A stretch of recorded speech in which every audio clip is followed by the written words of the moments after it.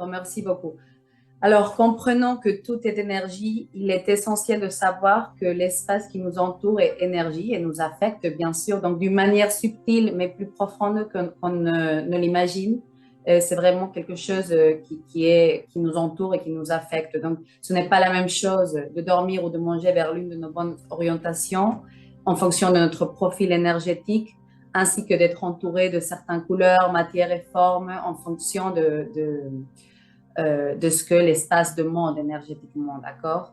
Donc, ainsi, lorsque moi j'effectue par exemple une étude dans les maisons et les entreprises, j'analyse correctement l'énergie de l'ensemble de l'espace afin de déterminer quelles couleurs, matériaux et formes sont les nécessaires pour améliorer les bonnes zones et neutraliser les moins bonnes, d'accord? Donc, à la fin, le feng shui est la science de l'harmonie, et bien qu'il soit désormais très à la mode de ne pas parler que de la carte Bagua qui n'est même pas utilisée correctement parce que les orientations qu'ils utilisent sont à partir de la porte d'entrée, alors que moi, je géolocalise absolument toute la maison pour savoir où sont toutes les orientations, les 8 orientations réelles.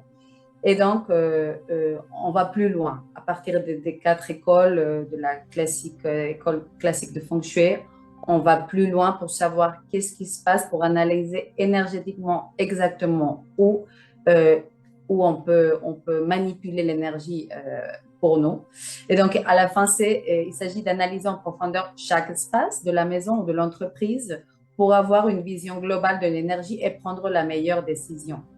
À propos de quels éléments au sein de 5 éléments les plus importants de la mère nature, qui sont bois, eau, feu, terre et métal, doivent être mises à travers les couleurs, les matériaux, les formes dans lesquelles ils se matérialisent. Par exemple, si on a besoin de l'élément terre dans un certain espace, par exemple ta chambre, on devrait utiliser les couleurs telles que beige, le sable, le jaune, les formes carrées. Donc, on va avoir un équilibre différent de cet élément qu'on a choisi et qu'on a besoin exactement de cet élément parce qu'on a fait une étude de l'énergie exacte, d'accord? Par exemple, si on a besoin de l'élément eau, nous jouerons avec les formes ondulées, les formes sinueuses, avec les bleus, les noirs, les cristaux, les miroirs aussi très importants dont on parle beaucoup en feng shui, ça appartient à l'élément eau. Donc, ce n'est pas la même chose de travailler dans le secteur de la maison qui correspond par exemple avec la vitalité et la carrière professionnelle, que par exemple travailler dans le secteur des pertes matérielles avec l'amour. C'est pas la même chose de dormir vers le sud si une de nos bonnes orientations pour dormir est réellement le nord ou le nord-est, parce qu'il y a un mythe qu'on dit que tous doivent dormir vers le nord, alors que ça, c'est pas du tout vrai. On a chacun 4 bonnes orientations et 4 moins bonnes.